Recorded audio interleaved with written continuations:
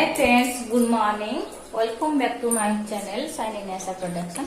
आपण माने समस्त केमती अछती? बहुत भलो अछती ना? बहुत भलो थांतु। हम माने समस्त भलो अछु। सकाळ सकाळ म तो आपण को वीडियो देखौ जेबे हमरो सकाळ सकाळ जा काम चलियो म कहबे ले आपण को मु टिके कथा हे सारी मु आपण संगे समस्त बहुत भलो थांतु। मु भी बहुत भलो अछि।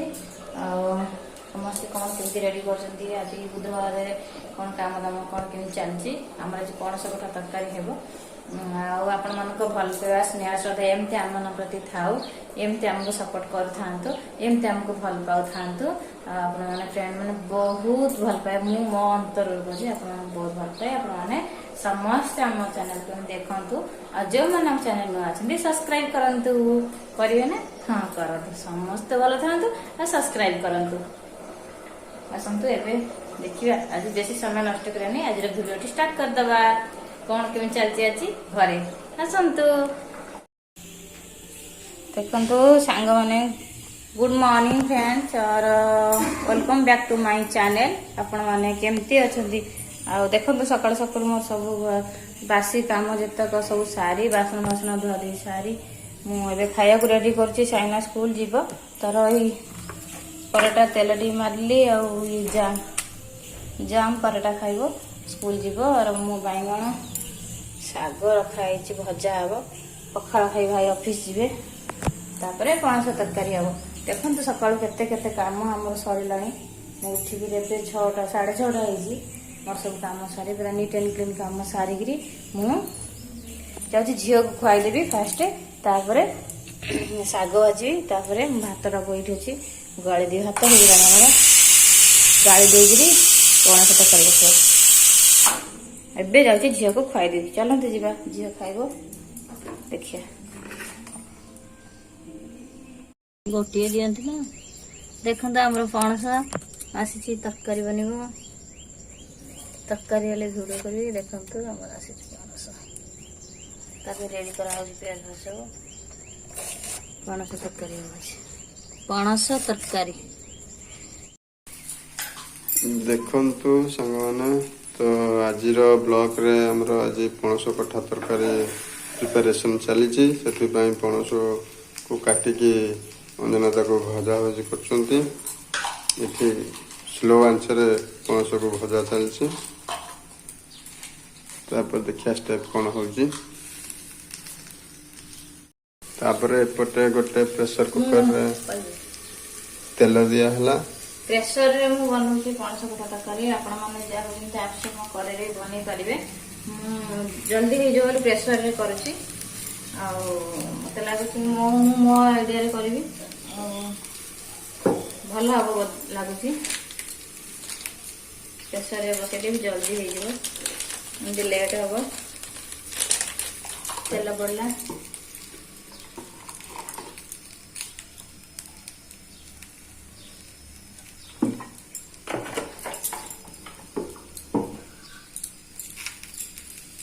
तेल पकई गोटा मसला पकईवा टे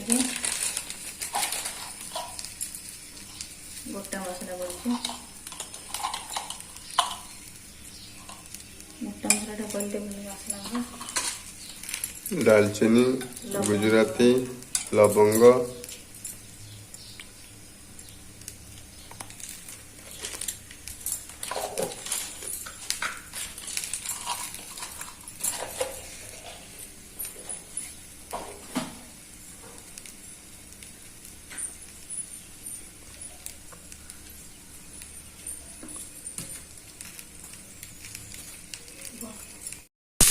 तापर से चुन चुन करके प्याज काटिकी पका हला तापर टमाटो काटिकी पका होचे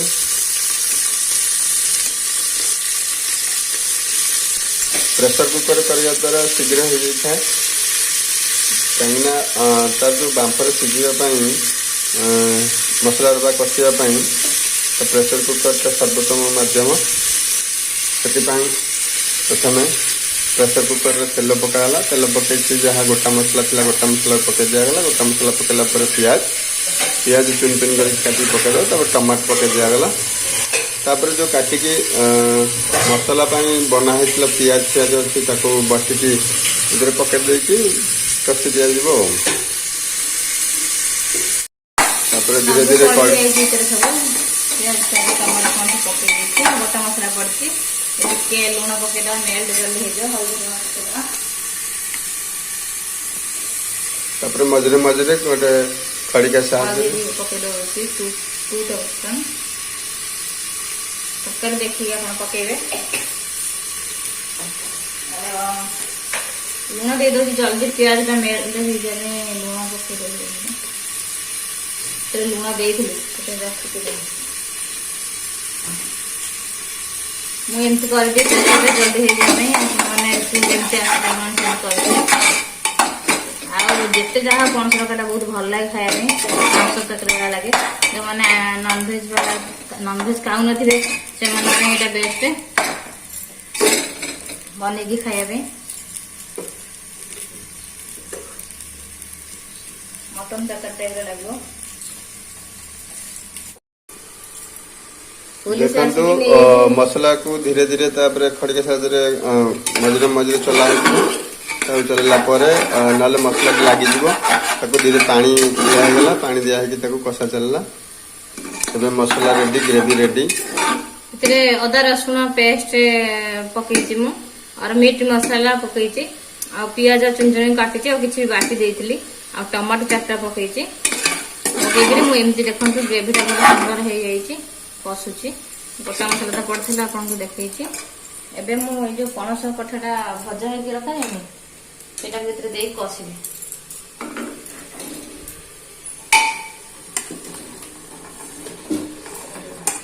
ଦେଖନ୍ତୁ ପକେଇଦେଲି।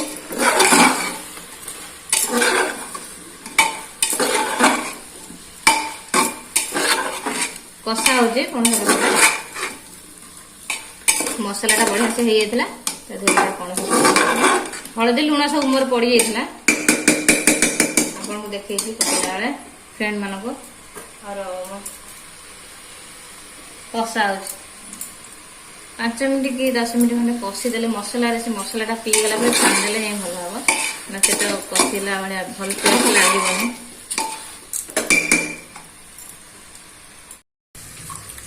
ଏବେ ଦେଖନ୍ତୁ ସେଥିରେ ପଣସ କଠା ଯୋଉ ଭଜା ହଉଥିଲା ତାକୁ ପକେଇ ଦିଆଗଲା, ପକେଇ ଦେଇକି କଷି ଦିଆଗଲା। କଷି ଦିଆଗଲା ପରେ ଏବେ ଆପଣଙ୍କର ଯେତିକି ଦରକାର ସେତିକି ଅନୁସାରେ ପାଣି ଦେବେ। ଆଉ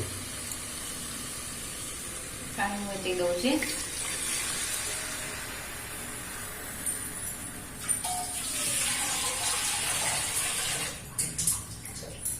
ଯଦି ଅଧିକ ଝୋଳ ରଖିବେ ତ ଅଧିକ ପାଣି ଦେବେ, ଯଦି ଯେଉଁମାନେ ତ କମ୍ ଝୋଳ ରଖିବା କରିବା ପାଇଁ ଚାହୁଁଥିବେ ତାହେଲେ ଅଳ୍ପ ପାଣି ଦେଇପାରିବେ, ସେଟା ଆପଣଙ୍କ ଉପରେ ଡିପେଣ୍ଡ କରେ।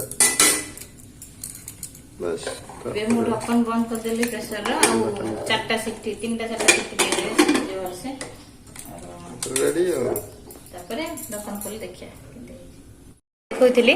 ଆମର ଏଣ୍ଡିଙ୍ଗ କଲି ତରକାରୀର ଦେଖନ୍ତୁ ଆମର ପଣସ କଠା ତରକାରୀ ରେଡି ହେଇଗଲା। ଗ୍ରେଭି ଟିକେ ରଖିଛି ଆପଣ ଗରମ ଭାତ ସବୁ ଖାଇବେ ବୋଲି। ଆଉ ଦେଖନ୍ତୁ ସବୁ ଭଲ ହେଇଛି, ମସଲା ସବୁ ପଡ଼ିଯାଇଛି। ଗରମ ମସଲା ଟିକେ ନାକୁ ପକେଇଲି, ଆଉ ଯାହା ହେଇଥିବ ଖାଇଲେ ଜଣାପଡ଼ିବ। ଦେଖନ୍ତୁ ଟେଷ୍ଟ ହେଇଛି, ଭଲ ଦେଖାଯାଉଛି।